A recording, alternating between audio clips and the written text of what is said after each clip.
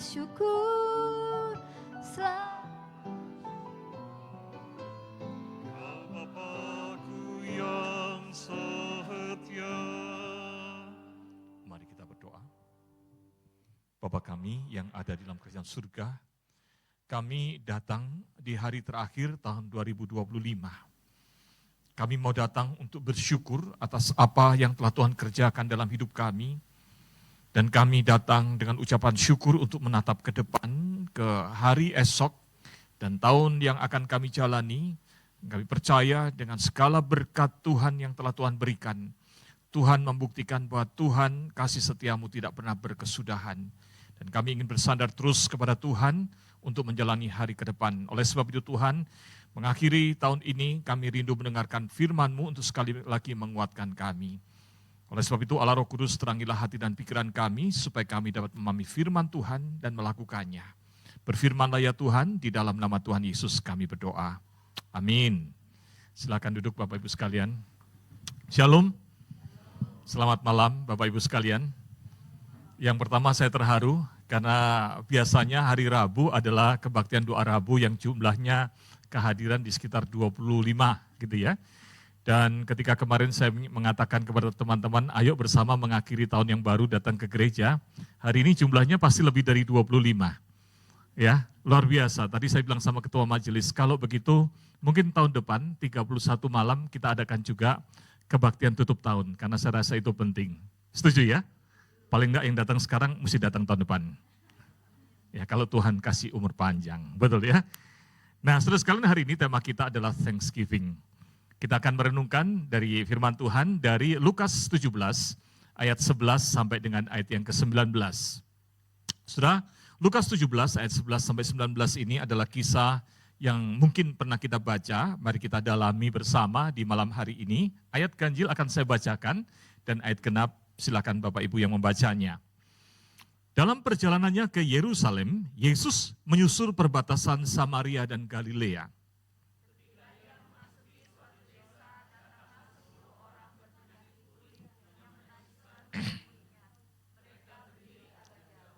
Dan berteriak, Yesus, Guru, kasihanilah kami.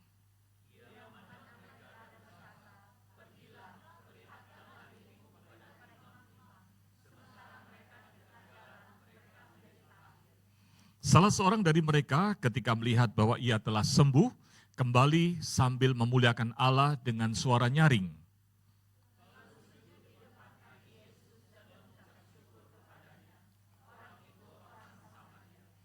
Yesus berkata, bukankah ke-10 orang tadi semuanya telah menjadi tahir? Di manakah yang 9 orang itu?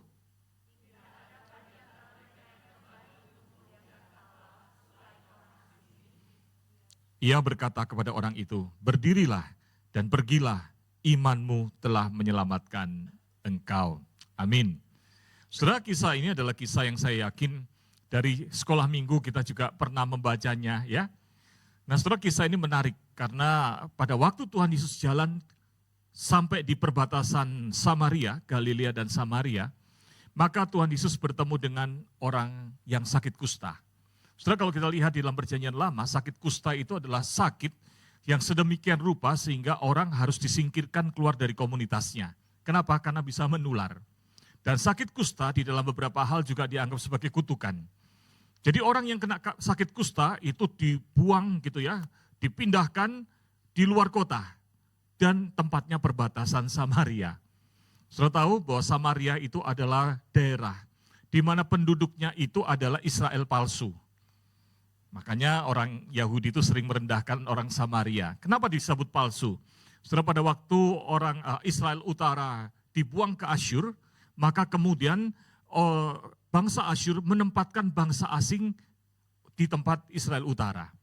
Dan mereka kawin dengan sisa orang Israel, yang kebanyakan suku Efraim dan Manasye.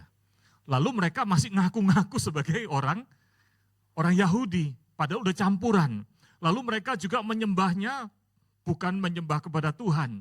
Mereka mendirikan mesbah di Gunung Gerizim dan di Betel sebagai tandingan. Nah, saudara, itulah sebabnya orang Israel selalu melihat Samaria ini sebagai Yahudi KW. Ya, bukan Yahudi KW, lebih tepatnya adalah bangsa yang hina, bangsa yang kafir, bangsa yang tidak mengenal Tuhan atau beribadah kepada Tuhan dengan cara yang salah. Itulah sebabnya ketika kemudian ada orang yang sakit kusta, disingkirkannya di dekat tempat itu, ya, di dekat Samaria, bukan di daerah wilayahnya Yahudi, saudara. Tapi yang menarik adalah ketika orang ini, mereka ini bertemu dengan Tuhan Yesus, dikatakan tadi mereka berteriak dari jauh. Karena menurut aturan imamat dikatakan bahwa orang ini yang sakit kusta ini, kalau ngomong sama orang yang sehat, jaraknya harus 100 langkah. Ya, saudara bayangkan, saudara ngitung dari sekarang 100 langkah keluar, nggak sampai saudara ya. Sudah mentok kena lift gitu ya. Artinya apa? Dari jarak yang jauh, supaya nggak ketularan. Tapi yang indah adalah Tuhan Yesus kemudian menyembuhkan mereka. Nggak langsung disembuhkan. Tuhan bilang, pergilah lapor ke imam bahwa kamu sudah ditahirkan. Pada waktu Tuhan Yesus ngomong gitu, sudah disembuhkan? Belum. Tapi dengan iman mereka balik, mereka jalan, dalam perjalanan dikatakan 10-10-nya tahir atau sembuh. Dari 10 itu kemudian yang kembali berapa orang? 1 orang. Pertanyaannya kira-kira yang baik adalah mengapa cuma 1? Atau mengapa yang 1 ini kembali? Atau di mana yang 9? Hah? Yang dipertanyakan yang mananya? Tuhan Yesus mempertanyakan yang 9 kemana? Betul ya? Dalam Lukas 17 ayat 18 dikatakan, tidak adakah di antara mereka yang kembali untuk memuliakan Allah selain orang asing itu? Ya, di manakah yang orang yang 9 itu? Lalu kemudian dikatakan, tidak adakah di antara mereka selain orang yang asing ini? Saudara, menurut saudara kira-kira kenapa ya? Orang yang 9 ini walaupun disembuhkan, dia tidak kembali. Coba ayo kita tebak-tebakan. Di akhir tahun tebak-tebakan boleh kan ya? Nanti hadiahnya banana cake-nya beli 2 potong. Tadi saya datang agak mepet karena saya hari ini bikin 2 loyang banana cake. Untung saya bikin 2 loyang, kalau 1 loyang nggak cukup ini kayaknya. Sama tadi ada bagelen saya sediakan ya untuk dinikmati. Menurut saudara, kenapa 10 orang ini tidak kembali? Kemungkinan pertama, ya Bu? 9, betul ya 9, oke. Kenapa yang 9 ini nggak kembali? Padahal sembuh kan? Sudah sembuh kan? Kenapa nggak kembali? Saking gembiranya, setuju ya? Saudara, kemungkinan dia saking senangnya sampai lupa. Betul nggak? Wah, teriak-teriak senang-senang lalu selfie gitu ya, lupa. Atau kemungkinan kedua apa? Nah, Pak Eka udah bangun-bangun, kenapa Pak Eka? Malas balik lagi, gitu ya. Ngapain balik, sudah sembuh kok, betul ya? Jadi orang ini adalah kemungkinan orang-orang yang orientasinya adalah berkat, bukan si pemberi berkat. Ada kan orang yang gitu kan? Habis dibuat kaya, lalu lupa kembali ke gereja, datang berdoa kepada Tuhan, gitu ya. Tapi saudara, yang kemungkinan-kemungkinan itu mungkin ada tapi kecil. Karena kalau orang tahu bahwa sumber berkatnya adalah Tuhan, habis diberkati ya datang kembali kepada Tuhan, betul nggak? Supaya dapat berkat lebih banyak. Saudara, pada waktu merenungkan bagian ini, lalu kemudian saya melihat ada satu clue yang menarik. Ketika Tuhan Yesus melihat 1 orang yang kembali, lalu yang ditanyakan oleh Tuhan, yang 9 mana? Betul ya? Lalu kemudian dikasih keterangan seperti ini, saudara, dalam ayat 16. Lalu sujud di depan kaki Yesus dan mengucap syukur kepadanya. Orang itu orang Samaria. Kenapa ya kok disebut itu? Karena kemudian ditanyakan berikutnya dalam ayat 18. Tidak adakah di antara mereka yang kembali, yaitu 9 orang itu, selain orang asing ini atau orang Samaria ini? Setelah kalau orang 9 itu dibilang bukan orang asing, orang Samaria ini adalah orang asing, berarti yang 9 itu orang apa? Orang Yahudi. Kata asing di sini sudah menggunakan kata allogenes. Genes itu artinya ras. Allo itu adalah yang lain. Atau dengan kata lain Tuhan Yesus berkata, kok orang suku ini, yang asing ini, yang katanya kafir ini, yang datang malahan, yang 9, yang sejatinya orang Yahudi, mana gak balik? Nah saudara, ini jadi clue penting untuk kita masuk kepada alasan yang mungkin lebih presisi terkait ini.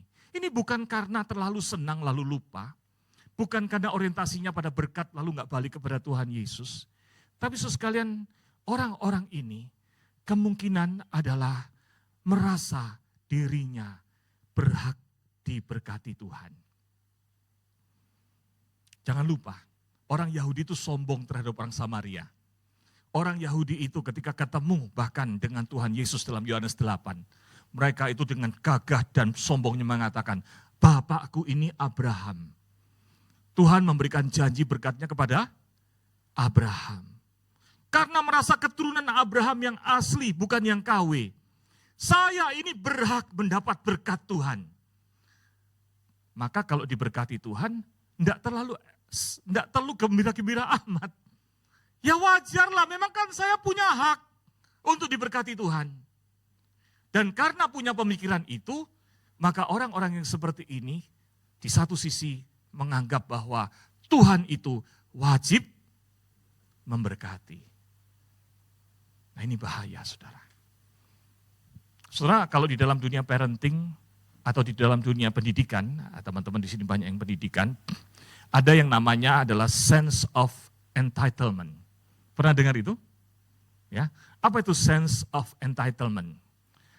Sense of entitlement itu adalah rasa keberhakan diri. Yaitu perasaan berhak diperlakukan istimewa oleh setiap orang di sekitarnya. Tuntutan atau harapan yang tidak realistis untuk diperlakukan lebih baik oleh orang lain. Dan kalau kita belajar parenting dan pendidikan, kebetulan saya pernah di pendidikan lama gitu ya, maka saudara sekalian anak-anak baby boomer itu kebanyakan hasilnya adalah memiliki sense of entitlement ini. Karena papa mamanya susah, lalu papa mamanya tidak ingin anaknya susah kayak zaman dahulu saya susah gitu ya. Anaknya dimanja, disayangi. Zaman dahulu kalau anak nilainya jelek atau anak nakal dihukum guru, maka sampai rumah lapor, apa yang terjadi? Dipukul sama papa mama malahan ya. Kamu malu-maluin papa mama, betul ya?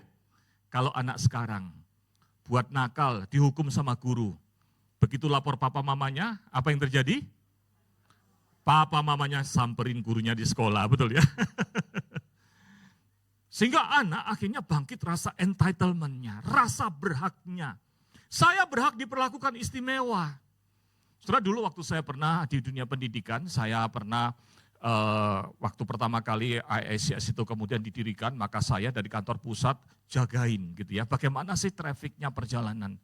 So sekalian saya jagain itu betul-betul saya tongkrongin bagaimana anak diturunkan dari sekolah, dijemput supaya nggak macet.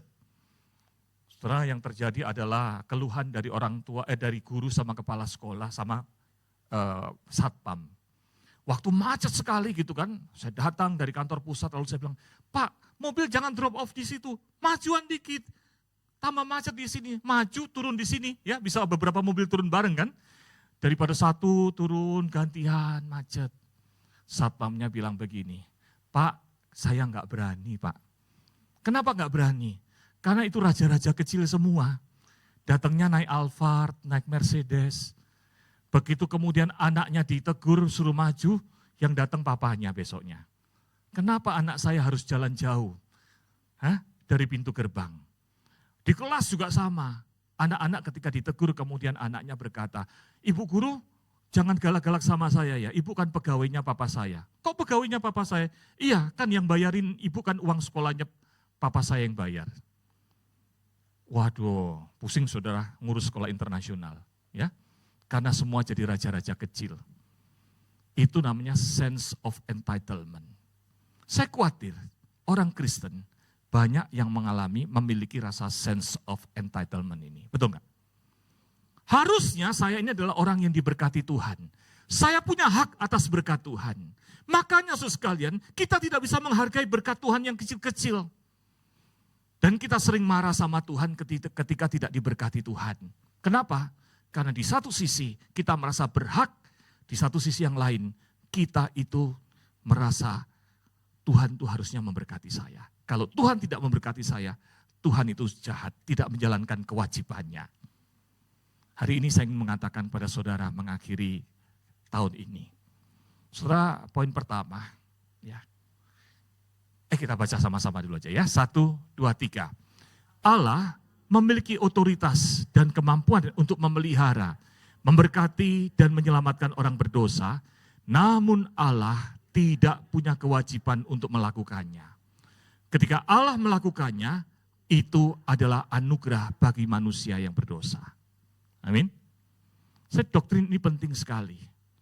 Karena banyak juga orang Kristen, gereja, menyelewengkan ajaran dengan mengatakan, aku anak raja, kamu anak raja, kita semua anak raja. Kita berhak mengklaim berkat Tuhan, kita berhak dilayani sama raja kita.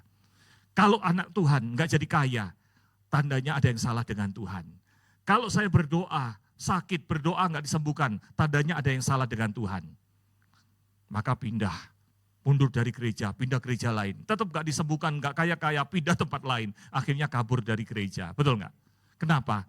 Karena hatinya menuntut itu. Kenapa saya katakan Tuhan tidak punya kewajiban untuk itu? Jangan lupa loh, dunia itu telah berdosa. Dan atas dunia yang berdosa itu harusnya dunia itu dimusnahkan. Maka kalau sampai kita ini, yang tidak layak ini, dikasih Tuhan, maka itu adalah disebut apa? Anugerah. Amin. Saudara, anugerah itu apa sih? William Barclay berkata begini, anugerah itu adalah sesuatu yang diterima oleh seseorang meskipun orang tersebut sebenarnya tidak pantas dan tidak berhak menerimanya. Kata anugerah mengandung arti adanya sesuatu yang kita terima meski sebenarnya kita tidak akan pernah dapat memperolehnya melalui usaha dan bagian diri kita sendiri. Saudara, kalau kita menyadari hal itu, maka setiap hari dalam perjalanan kita di tahun 2025 ini, kita bisa makan anugerah Tuhan, bukan? Anugerah. Kita bisa nafas pun anugerah Tuhan. Jangan berpikir bahwa saya buktinya nggak sembuh dan sebagainya. So kita bisa ada hari ini semua anugerah Tuhan. Amin. Hal yang kedua, saudara sekalian. Cepat ya, kok langsung poin kedua? Ya memang hari ini khotbahnya cepat. Setelah hal yang kedua apa? Mari kita baca bersama-sama. 1, 2, 3. Bersyukurlah atas pemeliharaan, berkat, keselamatan, dan apapun yang Tuhan berikan, sehingga kita ada sebagaimana ada hari ini. Itu anugerah Tuhan. Tuhan tidak punya kewajiban walaupun Tuhan mampu. Maka kalau Tuhan lakukan itu disebut anugerah. Poin kedua adalah, kalau kita hari ini ada, maka tiap bagian yang kita lewati itu ada jejak anugerah Tuhan. Amin. Makanya ada lagunya, ku ada sebab anugerahmu, gitu ya, ku ada hanya kasihmu, betul ya? Saudara, karena anugerah Tuhan. Ada banyak lagu tentang hal itu. Tapi kadang kita lupa bahwa itulah kenyataan kita. Kenapa? Saya khawatir banyak orang Kristen punya sense of entitlement-nya terlalu tinggi. Sehingga isinya hidupnya adalah tuntutan-tuntutan dan tidak peka atas apa yang Tuhan sudah beri. Saudara, mari kita baca 1 Korintus 15 ayat yang ke-10, 1, 2, 3. Tetapi karena kasih karunia Allah, aku ada sebagaimana aku ada sekarang. Dan kasih karunia yang dianugerahkannya kepadaku tidak sia-sia. Sebaliknya aku telah bekerja lebih keras daripada mereka semua.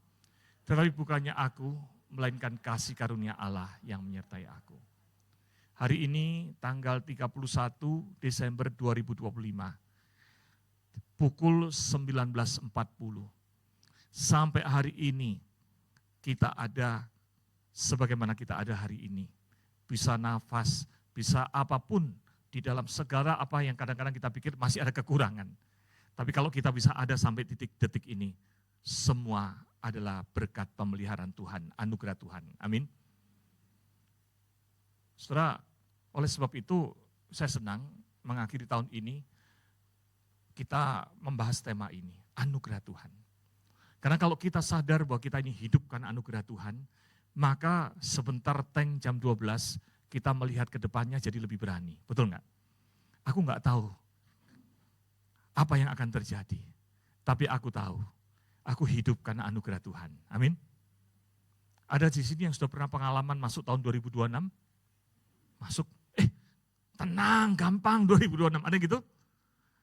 Sepengalamannya orang Di sini ada yang pengalaman ini, pengalaman itu. Tidak ada yang pernah pengalaman hidup di tahun 2026. Betul? Maka satu yang kita bisa lihat.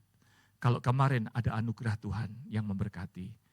Tuhan ajarkan aku peka untuk mensyukuri. Dan dengan demikian ajarkan aku melihat ke depan. Untuk bersandar pada anugerah Tuhan. Setelah di dalam berita Natal itu menarik. Di dalam Yohanes 1 dikatakan begini.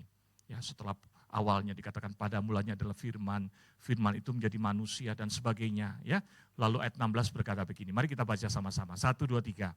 Sebab dari kemenuhannya kita semua telah menerima anugerah demi anugerah. Haleluya. Kita menerima anugerah demi anugerah. Maksudnya apa sih? Maksudnya adalah gini, anugerah itu bukan satu kali, bukan one time.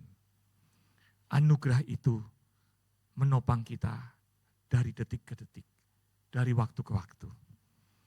Setelah ada satu kalimat menarik dari William Barclay, dia berkata begini, anugerah Allah tidak pernah merupakan hal yang statis, melainkan selalu dinamis, haleluya. Anugerah itu tidak selalu cocok dengan situasi, anugerah itu selalu cocok dengan situasi dan kondisi. Pada saat orang ingin mengatasi hidup, pada waktu itu anugerah yang cocok datang. Setelah semuanya selesai, muncul masalah baru, muncul kebutuhan baru, maka ada anugerah, kekuatan topangan baru yang datang. Amin. Maka sepanjang hidup ini, secara teratur dan pasti, kita menerima anugerah demi anugerah. Anugerah yang satu disusul oleh anugerah yang lain. Anugerah yang satu menggantikan anugerah yang lain. Hal itu terjadi oleh karena anugerah Kristus itu cukup dan pasti berhasil mengatasi setiap keadaan. Amin. Kalau gitu mari menatap 2026 dengan bersandar pada anugerah Tuhan. Ya, saya ingin mengajak saudara sekalian menyanyikan lagu ini sebelum kita berlutut berdoa. I am here because of your grace. Mari kita bangkit berdiri. Kita nyanyikan lagu ini bersama.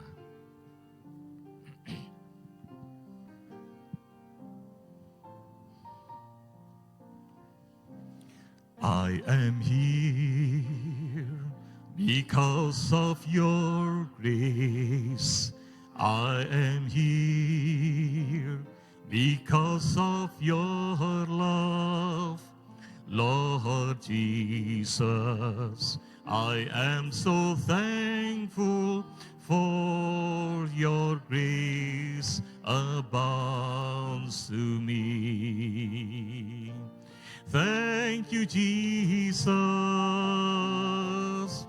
Jesus, Jesus. Thank you, Jesus. It's only by your grace that I could live today. Forever I will praise your name. Musik memainkan lagu ini. Mari kita ambil sikap berlutut. Sebelum kita naikkan doa pribadi kita, saudara yang membutuhkan bantal bisa mengambil bantal. Tampaknya hari ini bantal tidak banyak tersedia.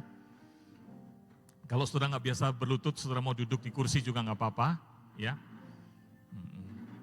bisa berlutut menghadap kursi, boleh ya. Musik memainkan lagu ini, minta Sendun masih menyanyikan lagu ini sebagai solo, katakan I am here ya Lord, because of your grace. Because of your grace, I am here. Because of your love, Lord Jesus. Saudara mari nyatakan syukur Anda. Ada hari ini di tempat ini, di detik ini. Semua karena anugerah Tuhan.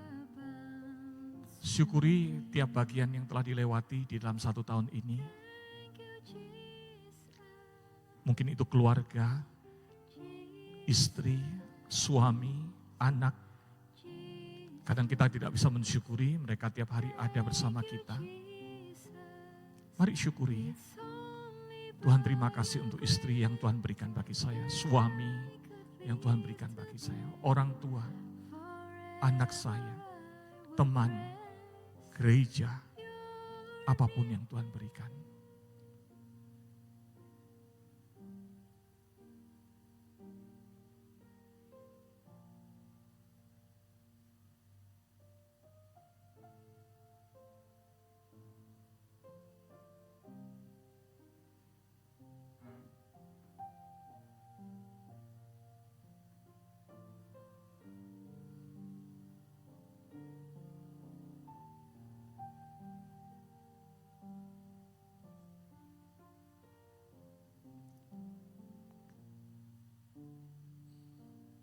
Yang kedua, mari kita berdoa. Kalau posisi kita udah benar, meyakini bahwa kita ada adalah karena anugerah Tuhan. Mari kita menatap ke depan dengan berani. Kalau ada saudara yang sedang khawatir, nyatakan kekhawatiran itu kepada Tuhan. Tahun 2026 ini seperti apa? Kita tidak tahu. Anda mungkin sedang khawatir kesehatan Anda, pekerjaan Anda, masa depan Anda. Tapi kalau Tuhan itu telah menopang, dan kita itu hidup hanya karena anugerah demi anugerah, maka modal kita satu, iman kepada Tuhan. Percayakan pada Tuhan. Firman Tuhan berkata dalam 1 Petrus 5 ayat 7, serahkanlah segala kekhawatiranmu kepada Dia, karena Dia yang memelihara engkau. Mari yang kedua, naikkan doa pergumulan pribadi Anda kepada Tuhan. Haleluya.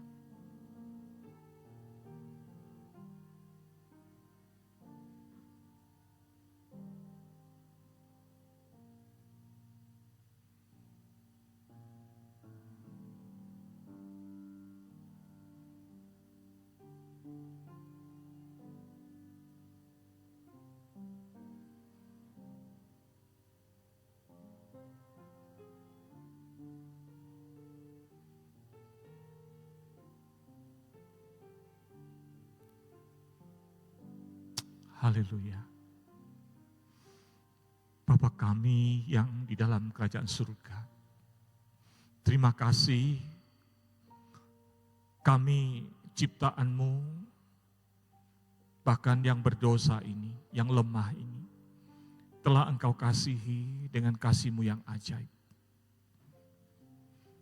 Kalau kami ada hari ini, semua karena anugerah Tuhan. Tuhan, biarlah dengan kesadaran ini, kami menyerahkan seluruh pergumulan kami di tahun yang baru. Anak-anak-Mu ya Tuhan, di antara anak-anak-Mu ada yang sedang bergumul karena sakitnya. Ada yang karena sakit kanker, ada yang piansui di rumah, ada yang bergumul dengan beragam pergumulan. Hari ini bahkan di Singapura ada satu jemaat yang dioperasi usus besar karena kanker. Tuhan, kami berdoa bersama dengan anak-anak-Mu yang sakit bersehati malam hari ini. Di dalam nama Tuhan Yesus, Tuhan tolong. Bersandar pada anugerah-Mu Tuhan, kami berdoa, nyatakan Tuhan pertolongan-Mu. Bukan hanya di tahun 2025 ini, tapi di tahun 2026 Engkau menjamah, memberkati, menopang. Anak-anak-Mu Tuhan, ada yang kehilangan pekerjaan, ada yang sedang mencari pekerjaan, ada yang sedang terlilit hutang. Tuhan, tahun 2025 bukan perjalanan yang mudah. Tapi kami percaya tahun 2026 kami mampu menjalaninya karena sekali lagi ada topangan anugerah Tuhan. Hamba-Mu berdoa bukakan tingkap langit memberkati anak-anak-Mu. Anak-anak-Mu yang sedang berdoa mencari jodoh, Tuhan berikan jodoh yang terbaik. Anak-anak-Mu yang sedang bergumul masalah keluarga, Tuhan tolong topang supaya ada damai berkat Tuhan di tengah keluarga. Yang sedang studi berkati studinya akan berhasil. Terima kasih Tuhan, haleluya. Mari dengan bangkit berdiri kita katakan, terima kasih, thank you Jesus, thank you Jesus.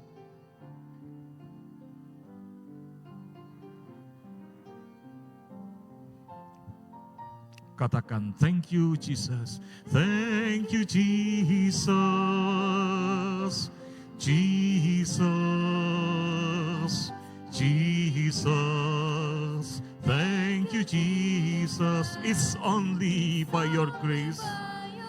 Hanya anugerah-Mu Tuhan kami bersandar. Forever I will praise your name. Mari kita berdoa. Bapa kami di dalam kerajaan surga mengakhiri kebaktian doa dan kebaktian tutup tahun 2025 ini. Kami bersandar pada anugerah Tuhan. Kami tidak tahu apa yang akan terjadi hari depan. Tapi kami tahu bahwa Allah itu Allah yang hidup, Allah yang maha kasih. Dan Allah yang kasih setianya tidak pernah berkesudahan. Dan anugerah Tuhan cukup untuk menopang kami. Tuhan, kami berani menghadapi tahun 2026 dengan bersandar pada anugerah Tuhan. Topanglah kami Tuhan, topanglah kami. Dan jadikan kami murid Tuhan yang setia. Supaya setiap bagian perjalanan hidup kami semakin hari semakin bertumbuh dekat dengan Tuhan. Memuliakan Tuhan. Semakin berkenan di hadapan Tuhan. Tuhan, biarlah tahun 2026 menjadi tahun berkat Tuhan bagi setiap anak-anak-Mu.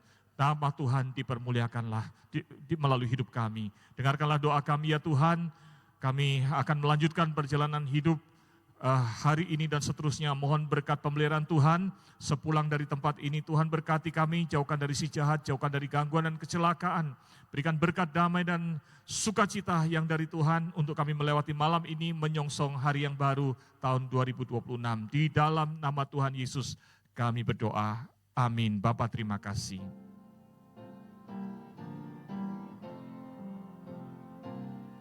Bapa terima kasih. Bapa terima kasih. Bapa di dalam surga, puji terima kasih.